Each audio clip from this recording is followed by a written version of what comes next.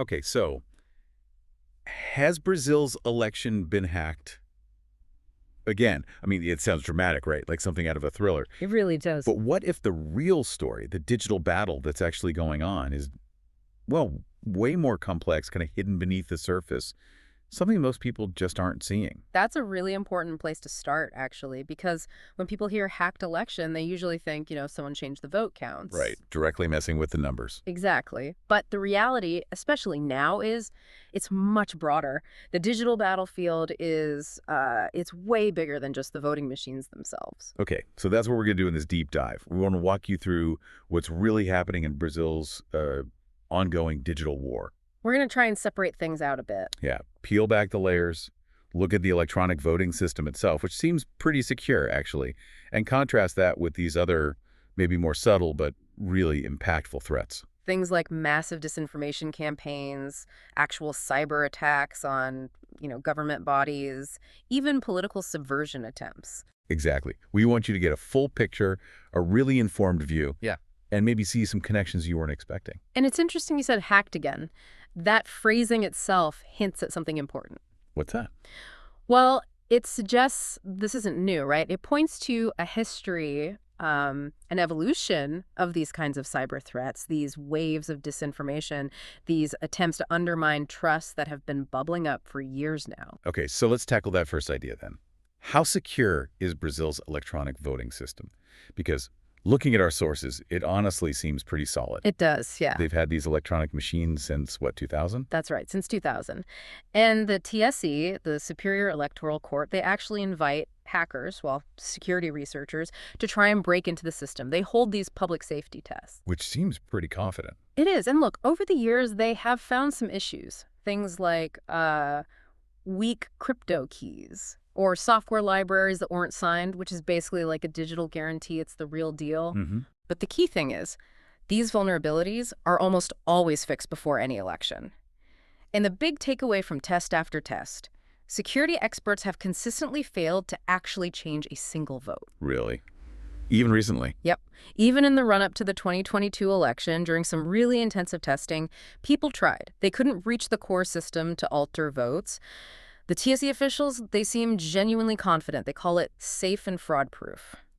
So if you're talking about someone sneaking in and flipping vote counts electronically, well, that specific threat doesn't seem to be where the main action is. Okay, so if the machines themselves aren't really the weak spot, where is this digital war being fought? Because, like you said, something is happening. Our sources suggest the biggest threat isn't code, it's narratives. Disinformation. You've hit the nail on the head there. Disinformation is rampant in Brazil. It spreads incredibly fast, especially, on WhatsApp, X, Meta platforms, Telegram. The usual suspects, pretty much. And while the TSC has tried to make deals with these tech companies to fight fake news, well, let's just say the enforcement has been patchy. Inconsistent. To put it mildly, yeah. We saw it clearly in 2018 and again in 2022. Just waves of fake news about rigged machines, claims of fraud.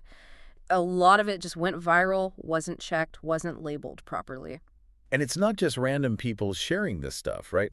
Our sources talk about these seeder and quoter accounts. That sounds organized. Can you explain that? Yeah, it's a really interesting and frankly worrying tactic. It's not just about pushing out lies. It's about manufacturing credibility. How does that work? So you have these seeder accounts. They might start small, just planting some false story or a conspiracy theory, but then the quoter accounts kick in. Okay. And these quoters, they often look like legitimate sources. Maybe they mimic a news site or a known commentator or even just a respected local figure.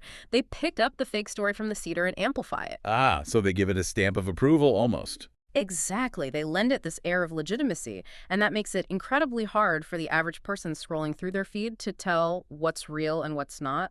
It kind of bypasses normal fact-checking because it looks like it's coming from a trusted source.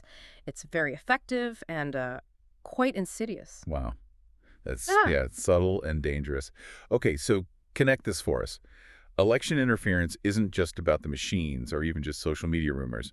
Our deep dive also uncovered direct cyber attacks on government bodies.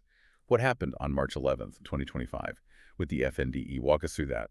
Right, so the FNDE, that's the National Fund for Educational Development. It's a big deal. They handle huge budgets and data for Brazil's public education. Critical stuff. Absolutely. On that date, their website got hit by Babuk2 ransomware. Now, Babuk2, it's known not just for locking up data, but for stealing it first. Stealing it. Yeah, exfiltrating it. And then they threaten to release it publicly if the ransom isn't paid. It's called double extortion. Puts huge pressure on the victim. So attacking the FNDE, that's not just about stealing data, is it? It could disrupt education for millions. Precisely. It messes with essential services and shakes public trust in a really fundamental government function. It's a direct hit on state capacity. It wasn't a one-off, right? There seems to be a pattern. Later in June 2025, there was this Operation Timeout. Yeah, Operation Timeout uncovered a cyber criminal group that was targeting networks linked to courts, universities, state-owned companies, a whole range of institutions.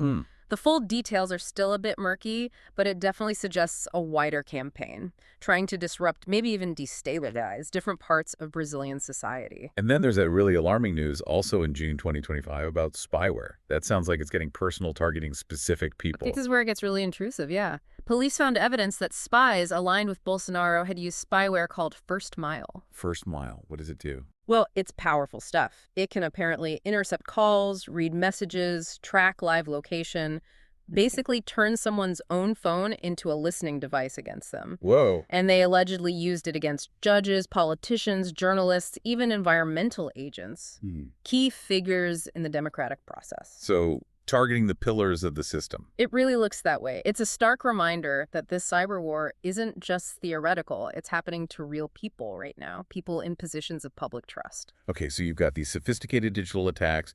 You've got the constant flood of disinformation. What does this mean for the people trying to defend democracy?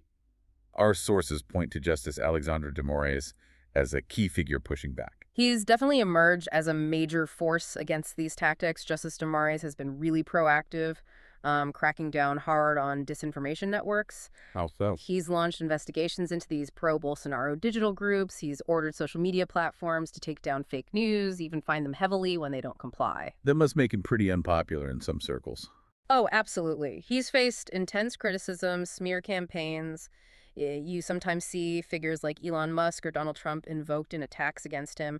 But despite all that pressure, the threats, the backlash from some parts of the judiciary even, he hasn't really backed down. Interesting. His actions really highlight that in Brazil today, the digital space, the information infrastructure, that's the front line. That's where the battle for democracy is being fought. And it's important to remember, like you hinted at earlier, this isn't entirely new for Brazil, is it? There's a history here, the kind of progression of these digital tactics. Yeah. Let's maybe go back to 2019, the car wash scandal. That's a really relevant connection, yeah. Back then, you had leaked messages obtained through Telegram hacks by this guy, Walter Delgado Neto, that suggested improper collusion in the massive car wash anti-corruption probes. Okay. Now, fast forward from that, police investigations have since linked Bolsonaro and his close allies to what they describe as a full-blown coup attempt. The coup attempt. That's the allegation. It supposedly involved spreading disinformation about the voting system. Sound familiar?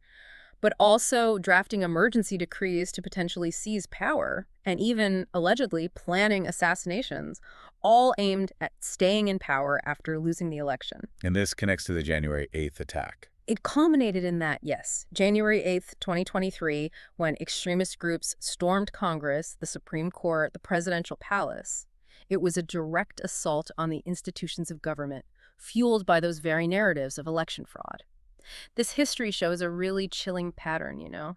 Digital tactics escalating and bleeding directly into real-world political subversion. So, wrapping this up, what does this all mean for you, our listener? Well, it seems clear that while Brazil's electronic voting machines themselves have held up against direct hacking attempts, they exist within this much larger and, frankly, really combative digital battlefield. We've talked about a whole range of threats. Everything from mass disinformation, cleverly spread by those Cedar and Quoter accounts that fake credibility. Right, to direct cyber attacks hitting critical government services like the FNDE, and even the use of invasive spyware against judges and journalists. It shows Brazil is facing a really serious, modern kind of challenge to its democracy. But also we see figures like Justice de Moraes showing significant judicial resistance.